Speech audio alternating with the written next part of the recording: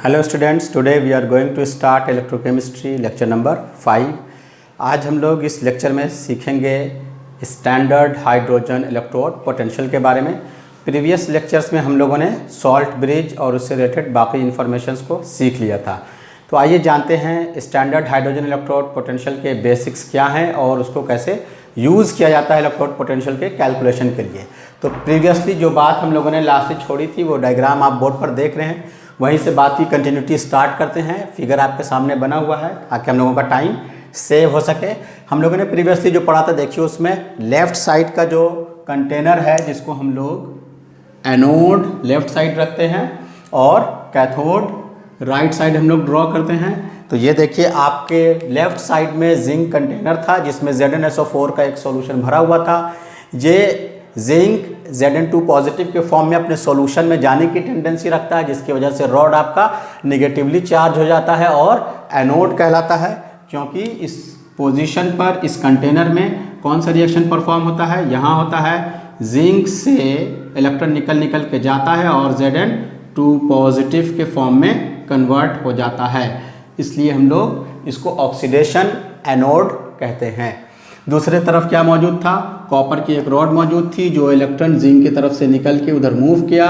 उसको कॉपर ने क्या किया, Cu2 पॉजिटिव ने उसको गेन किया और इस तरफ आपका प्रोसेस कैसा हो गया था, Cu2 पॉजिटिव ने उस 2 इलेक्ट्रॉन को गेन किया और कन्वर्ट हो गया Cu in solid state reduction, इसलिए इसे हम लोग कैथोड कहते हैं। इतना हम लोग करके देख चुके थे और फिर हम लोगों ने इसके लिए फार्मूला डिराइव किया था। कैसे फार्मूला हम लोग लिखते थे, E cell EMF of cell कैसे कैलकुलेट करेंगे, EMF of cell is equal to EMF of oxidation potential at anode and plus EMF of reduction potential at cathode. तो दोनों के ऑक्सीडेशन पोटेंशियल ऑफ एनोड को और रिडक्शन पोटेंशियल ऑफ कैथोड को आप क्या कीजिए, ऐड कर दीजिए, तो आपको क्या पता चल जाएगा, EMF ऑफ सेल पता चल जाएगा। अब हम लोग एक चीज़ और जानते हैं, वो क्या, हम लोगों को ये मालूम है कि oxidation potential of anode reverse होता है, अपोजिट होता है किसके, रिडक्शन पोटेंशियल ऑफ एनोड के। तो इसकी जगह पे हम minus of reduction potential of anode put कर दें। तो देखिए जैसे आपको यहाँ पास इसको पुट करेंगे आपका फार्मूला इस फॉर्म पे आ जाएगा और इसको जब आप अरेंज करेंगे तो ये क्या हो जाएगा, EMF of reduction potential at cathode minus EMF of reduction potential at anode.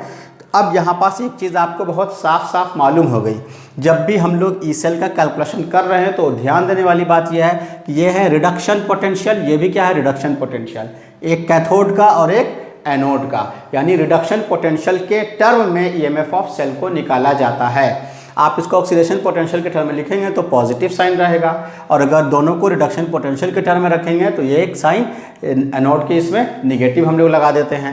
अब यहीं से हम लोगों को ये बात मालूम हो गई कि रिडक्शन पोटेंशियल के टर्म में इसको निकालना है तो कैसे निकाला जाएगा किसी भी हाफ सेल का रिडक्शन पोटेंशियल। तो किसी भी हाफ सेल के रिडक्शन पोटेंशियल को कैलकुलेट करने के लिए हम लोग एक रेफरेंस इलेक्ट्रोड चूज़ करते हैं, रेफरेंस इलेक्ट्रोड या स्टैंडर्ड पोटेंशियल चूज़ करते हैं। उस स्टैंडर्ड पोटेंशियल के चूज़ करने के साथ हम लोग उससे रिलेट करके बाकी दूसरे के वैल्यू को कैलकुलेट करते हैं। जैसे आपने किसी मेजरिंग स्केल से 1 मीटर किसी को स्केल को माना है, उसके रिस्पेक्ट में उसके रिलेटिव टर्म में आप दूसरे को कहते हैं कि ये 1 मीटर है, ये 2 मीटर है। या आपने वाटर का बॉइलिंग पॉइंट 100 डिग्री सेल्सियस जो है वो क्या किया है, आर्बिट्रेरी चूज़ किया है, माना है, सपोज किया है कि ये वाटर के बॉइलिंग पॉइंट को हम 100 डिग्री सेल्सियस मानते हैं और बाकी इसी तरह से रिलेट करते हैं। तो ये एक आर्बिट्ररी वैल्यू है। तो यहाँ भी हम लोग रिडक्शन पोटेंशियल को कैलकुलेट करने के लिए एक रेफरेंस पोटेंशियल को हम लोग चूज़ करेंगे, मानेंगे। तो अब इसको जब हम लोग कैलकुलेट करते हैं तो इस कैलकुलेशन को कैसे करना है वो आज हम लोग इस वीडियो में जानेंगे। तो देखिए इसके लिए आपको एक बेसिक चीज़ बतलाई जाए कि ये जो EMF का कैलकुलेशन है उस EMF के कैलकुलेशन को हम लोग सबसे पहले 2 बेसिक फॉर्म में डिवाइड करते हैं। एक को कहते हैं standard electrode potential, standard electrode potential, और एक का कैलकुलेशन होगा आपका नॉन स्टैंडर्ड। अब स्टैंडर्ड का मतलब क्या होता है, जिससे रिलेट करके बाकी दूसरे को हम लोग वैल्यू देंगे, असाइन करेंगे। स्टैंडर्ड का मतलब होता है ऐसा इलेक्ट्रोड पोटेंशियल जो स्टैंडर्ड कंडीशंस में निकाले गए हों। स्टैंडर्ड इलेक्ट्रोड पोटेंशियल का मतलब क्या हुआ, इसका मतलब हुआ कि ये एट स्टैंडर्ड कंडीशन होंगे, at standard condition. Standard condition का मतलब you should have to keep temperature 298 kelvin, pressure is 1 atm and concentration is equal to 1 molar. 1 molar that is 1 mole per litre. ये होंगे इसके स्टैंडर्ड कंडीशन का अर्थ। और non standard का मतलब क्या हुआ कि ये सारे के सारे स्टैंडर्ड कंडीशन इधर फॉलो नहीं होंगे। नॉट यानी ये calculated at not standard condition, not at standard condition, ये स्टैंडर्ड कंडीशन पर कैलकुलेट नहीं किए जाएंगे। इसके कैलकुलेशन को हम लोग आगे सीखेंगे नर्स्ड इक्वेशन में। नर्स्ड इक्वेशन इसके लिए हम लोग आगे पढ़ेंगे। समटाइम्स इसको नर्नेस्ट इक्वेशन भी कुछ लोग प्रोनाउंस करते हैं, कोई हर्ज नहीं है उससे। तो आज हम लोगों का बेसिक क्राइटेरिया क्या होगा, स्टैंडर्ड इलेक्ट्रोड पोटेंशियल का कैलकुलेशन होगा। अब इस स्टैंडर्ड इलेक्ट्रोड पोटेंशियल को पढ़ने से पहले इसकी थोड़ी सी हम लोग प्रॉपर्टीज़ के बारे में भी जान लें कि ये क्या होता है, यानी properties of standard electrode potential. Standard electrode potential के कुछ प्रॉपर्टीज़ हम लोग जानें कि स्टैंडर्ड इलेक्ट्रोड पोटेंशियल के बेसिक प्रॉपर्टीज़ क्या क्या होते हैं। तो पहली प्रॉपर्टीज़ तो ये जान लीजिए स्टूडेंट्स कि ये एक नोन इलेक्ट्रोड पोटेंशियल है। ये क्या है, नोन इलेक्ट्रोड पोटेंशियल है, यानी हम कह सकते हैं इट हैज़ नोन, पहले से मालूम है, एज्यूम किया हुआ है, ये आर्बिट्रली मान लिया गया है, एज्यूम कर लिया गया है। It has known electrode potential arbitrarily पहले से इसको सपोज कर लिया गया है। दूसरा इसका स्टैंडर्ड इलेक्ट्रोड पोटेंशियल की दूसरी प्रॉपर्टीज क्या है स्टूडेंट्स, इसकी दूसरी प्रॉपर्टीज है it is also known as half cell potential constant, क्योंकि इसकी वैल्यू फिक्स मान ली गई है और ये एक हाफ सेल की तरह बिहेवियर शो करेगा, इसीलिए इसको हम लोग हाफ सेल पोटेंशियल कांस्टेंट भी कहते हैं। और तीसरी बहुत इंपॉर्टेंट प्रॉपर्टी जो है वो क्या है, it is completely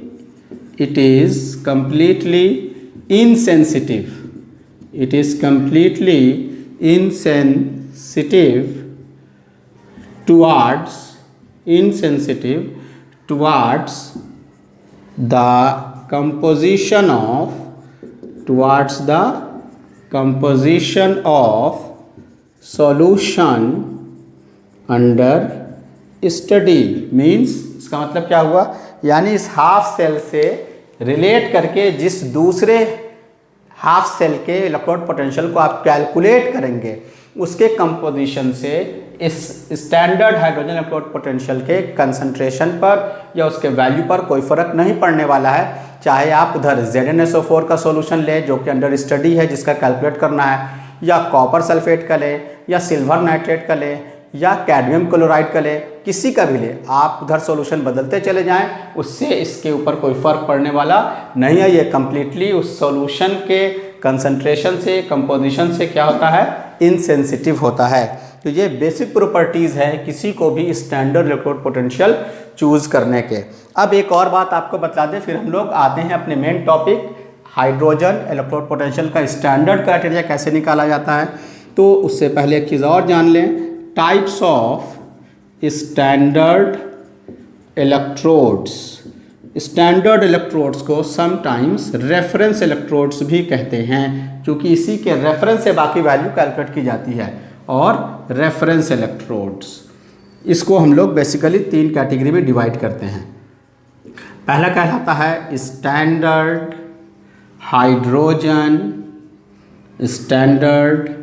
hydrogen electrode, जिसको शॉर्ट में हम लोग SHE कहते हैं। दूसरा है आपका सैचुरेटेड कैलोमेल इलेक्ट्रोड, जिसे हम लोग शॉर्ट में SCE कहते हैं। और तीसरा है आपका सिल्वर क्लोराइड इलेक्ट्रोड, तो ये 3 कैटेगरी है जिससे आप रेफरेंस इलेक्ट्रोड या स्टैंडर्ड इलेक्ट्रोड सपोज करते हैं और बाकी वैल्यू को इसके रिलेट में निकालते हैं। हम लोगों को जो सिलेबस में दिया गया है स्टूडेंट्स वो क्या है, वो स्टैंडर्ड हाइड्रोजन इलेक्ट्रोड शी है। और ये शी से कैसे हम लोगों को बाकी चीज़ों को कैलकुलेट करना है इसको आज हम लोग स्टडी करने वाले हैं। तो सबसे पहले हम लोग शी को डिफाइन करें। ये बहुत ही इंपॉर्टेंट है स्टूडेंट्स, याद रखें। शी के बगैर कोई भी कैलकुलेशन आप नहीं निकाल सकते हैं। शी बहुत ही इंपॉर्टेंट है, इसके बगैर जैसे सोसाइटी अधूरी है बिल्कुल उसी तरह से आप कह सकते हैं कि इलेक्ट्रोड पोटेंशियल भी इसके बगैर अधूरा है। किसी का भी स्टैंडर्ड इलेक्ट्रोड पोटेंशियल इसी के रिस्पेक्ट में निकाला जाता है। अगर ये कैलकुलेशन नहीं होगा तो आप किसी का भी स्टैंडर्ड रिडक्शन पोटेंशियल नहीं मालूम कर सकते हैं। तो फर्स्ट ऑफ ऑल चलिए इसको हम लोग एक छोटे से बेसिक डेफिनेशन से प्रोसीड करते हैं कि शी क्या है, इसको डिफाइन किया जाए। तो लिखा जाए, साथ साथ नोट कर लीजिए। It is a gaseous electrode. It is a gaseous electrode of hydrogen gas at 1 atm pressure. ये क्या है, एक गैसियस इलेक्ट्रोड है जिसमें हाइड्रोजन गैस फिल किए जाएंगे। कितने प्रेशर पर फिल होंगे वो, एट 1 atm प्रेशर पर। और इसमें इलेक्ट्रोलाइटिक सॉल्यूशन के तौर पर क्या फिल होगा, containing 1 molar H plus ion, 1 molar H plus ion in electrolytic solution at 298 Kelvin। ये इसके एक बेसिक डेफिनेशन है जिसमें बहुत सारे इंपॉर्टेंट पॉइंट्स छुपे हुए हैं स्टूडेंट्स। देखिए, सबसे पहली बात तो आप देख रहे हैं कि ये एक गैसियस इलेक्ट्रोड है। इसमें क्या फिल किया जाएगा, हाइड्रोजन गैस। प्रेशर कितना होगा, 1 atm। तो इसको अगर पॉइंट वाइज के तौर पर हम नोट कर दें तो इसको कैसे लिख सकते हैं, देखिए इसको हम लोग अगर पॉइंट आउट करें तो मेरे पास एक सीक्वेंस बन जाएगा। SHE की जो प्रॉपर्टीज़ हम लोगों के सामने आई, सबसे पहला तो ये एक गैसियस इलेक्ट्रोड है। दूसरा आपको क्या पता चला कि H2 गैस इस पर फिल किया जाएगा, कितने प्रेशर पर, 1 atm प्रेशर पर। इसका मोलर कंसंट्रेशन जो होगा वो क्या होगा, 1 mH प्लस आयन। क्या होगा इसमें, 1 mH plus ion. And temperature is, बोलिए, 298 केल्विन, जो कि इसके स्टैंडर्ड कंडीशन को फुलफिल कर रहा है। तो ये है SHE का एक बेसिक डेफिनेशन। अब इस SHE को समझने के लिए हम लोग इसके डायग्राम को देखते हैं, कंस्ट्रक्शन को देखते हैं कि इसका डायग्राम कैसा होगा। तो आते हैं इसके कंस्ट्रक्शन पार्ट पर। कंस्ट्रक्शन ऑफ SHE बहुत सिंपल है इसका कंस्ट्रक्शन। एक कंटेनर हम लोग ले लेते हैं। देखिए, ये आपका एक कंटेनर हो गया और इस कंटेनर में क्या करेंगे हम लोग, चूँकि हाइड्रोजन गैस को फिल करना है तो हाइड्रोजन गैस को एक चैम्बर में, एक ट्यूब में लेके इसमें हम लोग फिल करेंगे। ये हो गया एक ट्यूब जिसमें हम लोग इधर से इसमें क्या फिल करने वाले हैं, हाइड्रोजन गैस। कितने प्रेशर पर, 1 atm प्रेशर पर इसको मेंटेन करेंगे। और ये हो गया आपका एक चैम्बर जिसके लास्ट में यहाँ पे क्या फिल रहेगा, ये है प्लैटिनम। क्या है ये students, platinum black coated with platinum. ये किस लिए है, अब आपको इसको समझाने के लिए इसको हम लोग क्या करेंगे, देखिए इसके अंदर क्या फिल कर दिया गया, हाइड्रोजन गैस फिल कर दिया गया। हाइड्रोजन गैस कितने प्रेशर पर, 1 atm प्रेशर पर इसमें हाइड्रोजन गैस फिल कर दिया गया। और ये आपका जो सॉल्यूशन है, ये सॉल्यूशन कैसा होना चाहिए, सॉल्यूशन ऐसा होना चाहिए जिसमें 1 mH प्लस आयन मेंटेन रहे। तब आप बताइए कौन सा सॉल्यूशन है जो H प्लस आयन रिलीज करता है। कोई भी एसिडिक सॉल्यूशन ले सकते हैं। तो एसिडिक सॉल्यूशन में हम यहाँ पास क्या ले लेते हैं, 1 mHCl सॉल्यूशन ले लेते हैं। अगर कोई कहे कि H2SO4 ले सकते हैं या नहीं, बिल्कुल ले सकते हैं, क्यों नहीं ले सकते। लेकिन याद रहे H2SO4 अगर आप लेंगे, H2SO4 लेंगे तो इसमें देखिए आप 2 H+ आयन रिलीज करेगा, इसलिए वैसे कंडीशन के लिए आपको इसको हाफ MH2SO4 लेना होगा ताकि 1 MH+ आयन मेंटेन रहना चाहिए। तो ये भी आप ऐसे करके लिख सकते हैं। अब हम लोग क्या करेंगे, तो इसको समझाने के लिए देखिए इसमें तो हाइड्रोजन गैस फील्ड है, वो आपको पता चल ही रहा है। इसको समझाने के लिए हम उसको इरेज कर देते हैं और इसमें जो चीज़ दिखाना है मेन पार्ट, इसको हम लोग एक कंडक्टिंग वायर से कनेक्ट करेंगे। ये है एक कनेक्टिंग वायर जिससे इसको हमने क्या कर दिया है, कनेक्ट कर दिया है, और ये जा कर के दूसरे हाफ सेल से क्या होगा, कनेक्ट हो जाएगा। ये क्या है, ये है आपका conducting wire. This is your conducting wire. तो बहुत सिंपल कंस्ट्रक्शन है इसका। क्या पता चला आपको, SHE में एक कंटेनर रहेगा, जिस कंटेनर में हम लोग 1 MHCl सोल्यूशन या कोई भी एसिडिक सोल्यूशन लेंगे, लेकिन ऐसा लेंगे जो 1 MH+ आयन के कंसंट्रेशन को मेंटेन करे। इसमें एक तरफ से हम लोग हाइड्रोजन गैस H2 गैस को फिल करेंगे जो 1 atm प्रेशर पर होगा, और नीचे में क्या लगा दिया जाएगा, platinum black coated with platinum. क्यों, इसलिए कि ये क्या करेगा, अंदर के H और बाहर के सॉल्यूशन इनके बीच में इलेक्ट्रिकल कंडक्टिविटी को मेंटेन करेगा, जिसके लिए हम लोग क्या करेंगे, इसको कंडक्टिंग वायर से कनेक्ट कर देंगे, और ये अब जा करके दूसरे अनदर हाफ सेल से कनेक्ट होगा, और दूसरा जो हाफ सेल कंटेनर का रहेगा जिसको हम लोग सॉल्ट ब्रिज से इस तरह से कनेक्ट कर देंगे, और इधर आपका अपना हाफ सेल रहेगा। ये है आपका सॉल्ट ब्रिज, जिसको हम लोग आप यहाँ देख सकते हैं। यानी एक तरफ आपका आ जाएगा स्टैंडर्ड हाइड्रोजन इलेक्ट्रोड, और दूसरी तरफ जिस सेल का रिडक्शन पोटेंशियल कैलकुलेट करना है उसको इसके साथ क्या किया जाएगा, कनेक्ट कर दिया जाएगा, ताकि इसके रिस्पेक्ट में, इसके रिलेटिव टर्म में, इसके रेफरेंस में बाकी के वैल्यू को हम लोग कैलकुलेट कर सके। तो ये है इसका कंस्ट्रक्शन पार्ट, जो बहुत ही आसान है, बहुत सिंपल फॉर्म में इसको आप समझ सकते हैं स्टूडेंट्स। अब आते हैं हम लोग इसके, जब कंस्ट्रक्शन पार्ट पर जान लिया तो आपको मालूम होना चाहिए कि स्टैंडर्ड हाइड्रोजन इलेक्ट्रोड के इलेक्ट्रोड पोटेंशियल के वैल्यू को, चाहे एनोड का हो चाहे कैथोड का हो, उसको कितना माना गया है, उसको एज्यूम किया गया है 0, और ये 0 एजम्पशन आयुपैक ने माना है। तो अब हम लोग इसमें कुछ इंपॉर्टेंट बात जो इससे आई वो लिख देखते हैं। IUPAC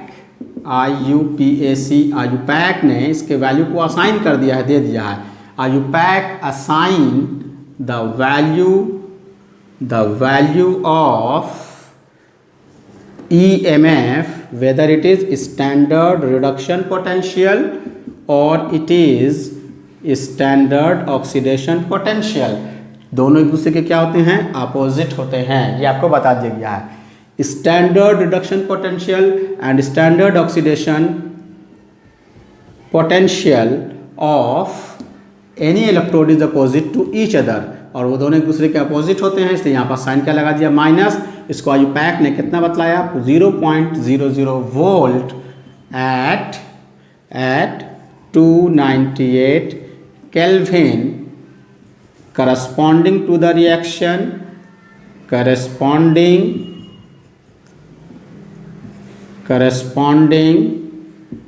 to the reaction।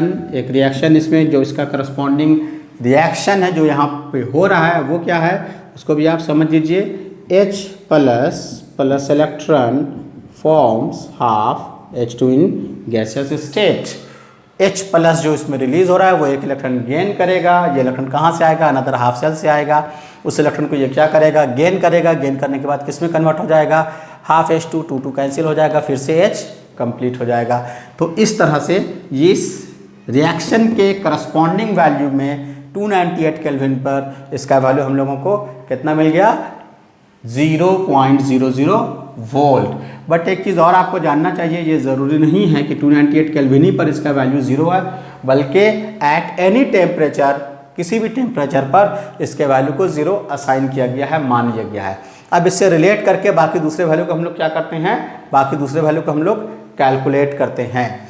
तो बाकी दूसरे वैल्यू को इससे कैसे कैलकुलेट किया जाएगा वो देखिए स्टूडेंट्स। इसके लिए हम लोग एक चीज़ और पहले सीख लें कि इसको रिप्रेजेंट कैसे किया जाएगा। रिप्रेजेंटेशन ऑफ SHE जो है इसको रिप्रेजेंट कैसे किया जाए, तो इसका रिप्रेजेंटेशन भी आसान है। कौन सी इलेक्ट्रोड आप यूज़ किया है इसमें, platinum quoted in solid state oblique, और कौन सी गैस इसमें फिल की गई है? Hydrogen gas. कितने प्रेशर पर? 1 atm प्रेशर पर, जो कि किस में कन्वर्ट होकर जा रही है? जो कि कन्वर्ट होकर के जा रहा है H प्लस कितने कंसंट्रेशन पर? 1 m। ये क्या है? एक्वस। तो इसको इस तरह से रिप्रेजेंट किया जाता है। समटाइम्स ये रिप्रेजेंटेशन कहीं कहीं ऐसे भी लिखा रहता है, platinum in solid state H2 in gaseous state at 1 atm slash H positive in aqueous state concentration is equal to 1 molar 1 m। तो आप चाहे तो ऐसे भी लिख सकते हैं और आप चाहें तो ऐसे भी लिख सकते हैं। अब जब इतना बात कंस्ट्रक्शन पार्ट, अब बाकी थ्योरी आप समझ गए, तो अब सबसे इंपॉर्टेंट बात की तरफ पलटते हैं कि इसको यूज़ कैसे किया जाता है। How to use SHE to calculate the reduction potential of all other electrodes. याद रहे दो बात आपको सबसे इंपॉर्टेंट जो समझनी है, सारे वैल्यूज़ जो निकाले गए स्टैंडर्ड रिडक्शन पोटेंशियल के टर्म में निकाले गए, रिडक्शन पोटेंशियल के टर्म में निकाले गए। हाइड्रोजन इलेक्ट्रोड पोटेंशियल को यूज़ करके जो वैल्यू निकाला गया, जो सीरीज़ आपके बुक में मौजूद है इलेक्ट्रोकेमिकल सीरीज़, वो रिडक्शन पोटेंशियल का है स्टूडेंट्स, ऑक्सीडेशन पोटेंशियल का नहीं है। आपको अगर उसी का ऑक्सीडेशन पोटेंशियल लेना है तो आप उसके साइन को क्या कर देंगे? अपोजिट कर देंगे, क्योंकि आपको यहाँ पर हमने बता दिया है कि ऑक्सीडेशन पोटेंशियल जो होता है वो रिडक्शन पोटेंशियल का जस्ट क्या होता है? अपोजिट होता है। तो अब इसको कैसे यूज़ किया गया? बहुत ही सिंपल, बहुत ही आसान है। देखिए, इसको यूज़ करने के लिए हम लोगों को दो बातों का ध्यान रखना होगा। पहली बात, जनरली हम लोग क्या करेंगे कि SHE जो है इसको हम लोग एनोड की तरफ रखेंगे, और इससे रिलेट करके जिसके भी इलेक्ट्रोड पोटेंशियल को कैलकुलेट करना है उसको आप किधर रखेंगे? उसको कैथोड की तरफ रखेंगे। एक जनरल वे है। कोई चाहे तो इसको कैथोड या एनोड दोनों तरफ भी रख सकता है। यही वजह है कि SHE को कभी कभी रिवर्सिबल इलेक्ट्रोड भी कहा जाता है, और इसको हम लोग स्टैंडर्ड हाइड्रोजन इलेक्ट्रोड पोटेंशियल के अलावा नॉर्मल हाइड्रोजन इलेक्ट्रोड भी बोलते हैं। ये सब इसके अलग अलग नाम हैं। तो ऐसी हालत में जब हम लोग इसको एनोड की तरफ रखेंगे तो यहाँ जो डायग्राम है इसी को हम यूज़ कर लेते हैं। देखिए, अगर आप इसको एनोड की तरफ रखिएगा तो जो जिंक आप देख रहे हैं, ये जिंक वाला जो प्लेट आप देख रहे हैं, इस तरफ मेरा यानी क्या आ जाएगा? इस तरफ यानी मेरा आ जाएगा ये SHE वाला केस आ जाएगा। तो उसको कैसे हम लोग रिलेट करेंगे? देखिए, फिर से एक डायग्राम बना देते हैं, एक छोटा सा डायग्राम। ये हो गया आपका SHE के लिए स्टैंडर्ड हाइड्रोजन इलेक्ट्रोड पोटेंशियल, जिसमें hydrogen gas at 1 atm pressure है। इस चैम्बर में इसको फिल कर दिया गया, और यहाँ पास क्या लगा दिया गया? प्लैटिनम। ये क्या है? वही जो डायग्राम आपको बताया गया है, platinum coated with platinum black. इसको एक वायर से कनेक्ट कर दीजिए आप, इसको आप एक वायर से कनेक्ट कर दीजिए, और यहाँ पास क्या लगा देना है आपको? पोटेंशियोमीटर या वोल्ट मीटर, जिससे आपको EMF या वोल्ट का पोटेंशियल का पता चले। दूसरी तरफ जो चैम्बर एक ले लेंगे आप, इस चैम्बर की तरफ आप क्या करेंगे? जिस इलेक्ट्रोड को फाइंड करना है, जिस इलेक्ट्रोड को फाइंड करना है वो आप दूसरे कंटेनर की तरफ ले लेंगे। जैसे सपोज कर लीजिए कि हमने इधर क्या ले लिया? जिंक ले लिया। क्या ले लिया है? Zn, जिंक ले लिया। अब इसको आप क्या करें? वायर से इसको कनेक्ट कर दें। ये आपकी रीडिंग इधर प्रोसीड करेगी। ये स्टैंडर्ड कंडीशन में होना चाहिए, यानी जो ZnSO4 होगा ये मोलर कंसंट्रेशन कितना मेंटेन होना चाहिए? 1 m। इधर आपको क्या लिया गया था? याद कीजिए, इधर है आपका 1 m HCl, जिसमें आपका H positive ion 1 m maintain होना चाहिए। तो अब एक तरफ ये जो आप देख लीजिए बिल्कुल फिक्स रहेगा, यानी इधर आपका क्या है? इधर है आपका स्टैंडर्ड हाइड्रोजन इलेक्ट्रोड, और इधर आपका क्या होगा? इधर आपका होगा हाफ सेल अंडर स्टडी, जिसका वैल्यू कैलकुलेट करके आपको फाइंड करना है, वो आप इस तरफ रखेंगे। जैसे हमने किसका रखा? जिंक का रखा। अब जब हमने जिंक का रखा, स्टार्ट किया इसको, अभी स्टार्ट नहीं होगा। क्यों नहीं होगा? आप देख रहे हैं कि इसमें एक चीज़ डिमेरिट है। वो डिमेरिट क्या है? This is salt bridge circuit incomplete है अभी। अब इसको हमने क्या किया? ध्यान दीजिए, इसको हमने सॉल्ट ब्रिज से कनेक्ट कर दिया। ये है आपका सॉल्ट ब्रिज, KCl इसमें फिल कर देगा। अब सर्किट आपका स्टार्ट हुआ, यहाँ पे एक रीडिंग बताना ये शुरू कर देगा। अब जैसे वो रीडिंग वहाँ पास बताएगा उसको कैलकुलेट करना है। कैसे कैलकुलेट करना है? उसी फार्मूले से जो आप देख रहे हैं बोर्ड पर लिखा हुआ। तो जो बोर्ड पर लिखा हुआ है उसको हम लोग जल्दी से यूज़ करेंगे और आसानी से उसको कैलकुलेट कर लेंगे। तो फार्मूला आपके पास क्या हुआ बोलिए? EMF standard reduction potential minus EMF standard reduction potential. किसका वैल्यू है?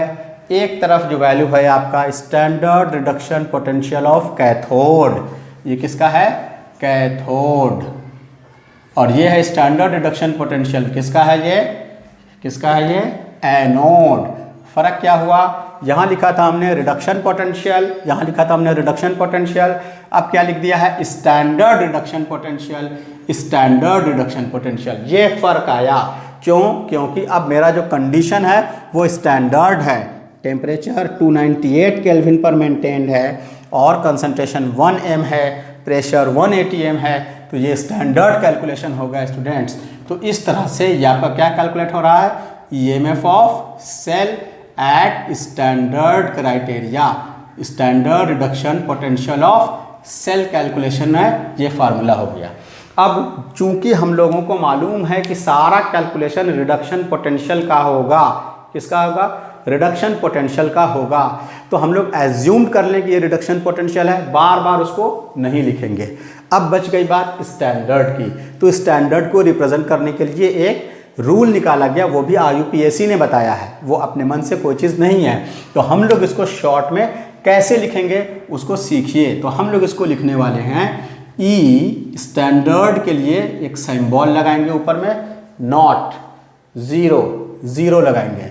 किसका? कैथोड का। किसका? कैथोड का। Minus E standard of anode. और अब ये कहने की ज़रूरत नहीं है कि ये रिडक्शन पोटेंशियल है, क्योंकि हम बार बार आपको ये सिखा रहे हैं कि all calculations of electrode potential is done in terms of reduction potential. Be careful students, ध्यान दीजिए, रिडक्शन पोटेंशियल के टर्म में निकाला जाता है। This is reduction potential, this is reduction potential. ये स्टैंडर्ड है, ये भी स्टैंडर्ड है। तो स्टैंडर्ड क्यों है? क्योंकि स्टैंडर्ड कंडीशन में कैलकुलेट किया जा रहा है, तो उसके लिए सिंबल ऊपर में दे दिया 00 नॉट। दूसरी चीज़ कैथोड है और एनोड है, तो लिख दिया कैथोड माइनस एनोड। कुछ लोग इसको ऐसे भी लिखते हैं कि कैथोड किस साइड है?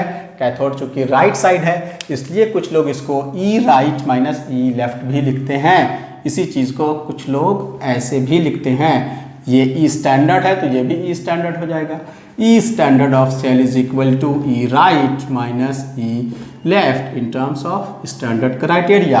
सब आसान है, सब इजी है। हमने आपको बतलाया था पिछले लेक्चर ही में कि हम ज़्यादातर इसको यूज़ करेंगे, इसको प्रेफरेंस देंगे, चाहे लेफ्ट में लिखा हो या राइट में। आपको आइडेंटिफाई करना है कैथोड कौन है, एनोड कौन है, और वो रिडक्शन पोटेंशियल के टर्म में होता है। तो इतनी बात क्लियर हो गई, अब आप इसको याद रखेंगे।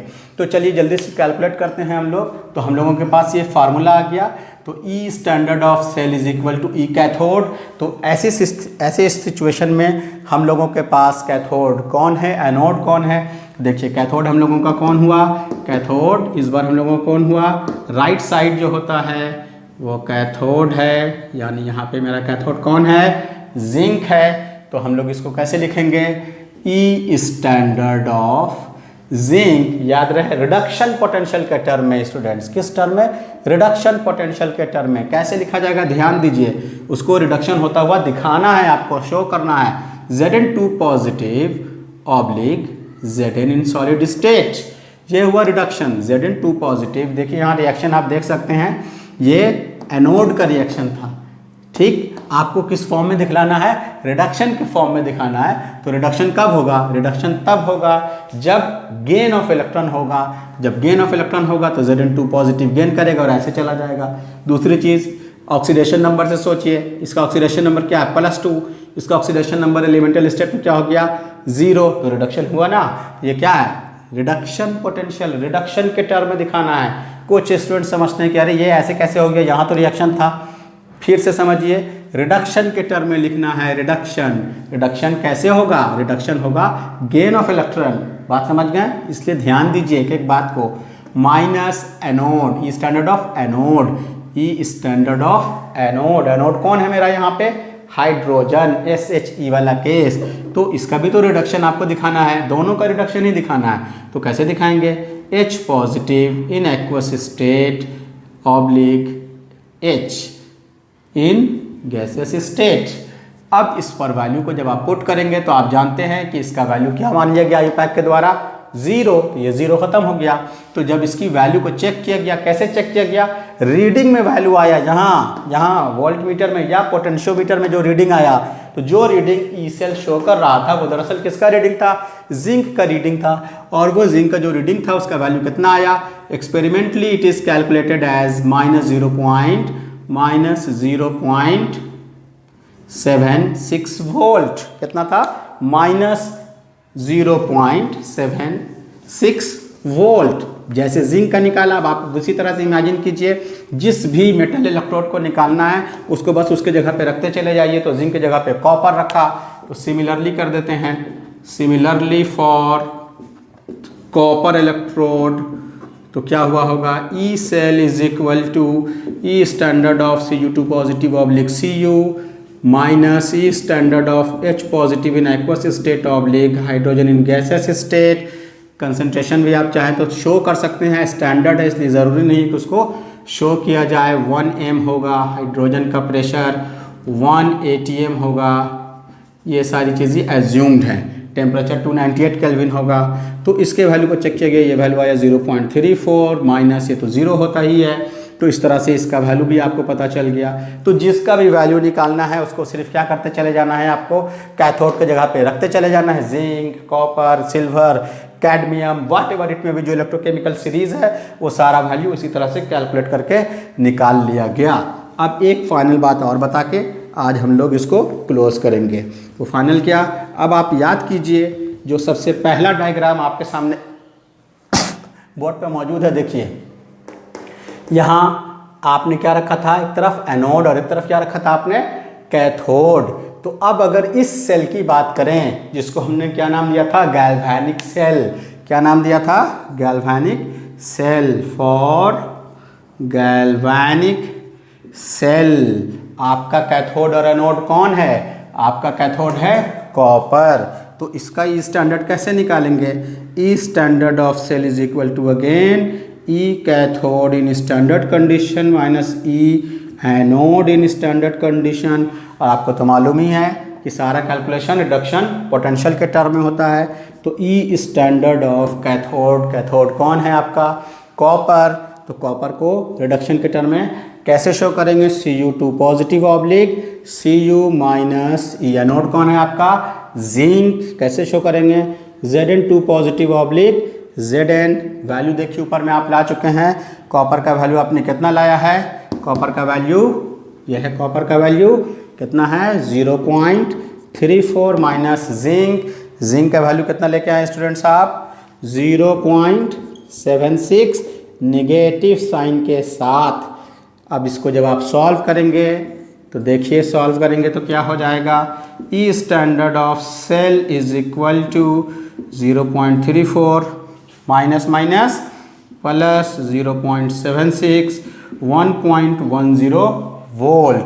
जैसे ये इस कंडीशन में निकला, यानी इसके जो मोलर कंसंट्रेशन थे वो 1 m और 1 m थे, और वोल्टेज कितना आ गया? 1.10 volt. In this condition it is known as, इसका नाम क्या था?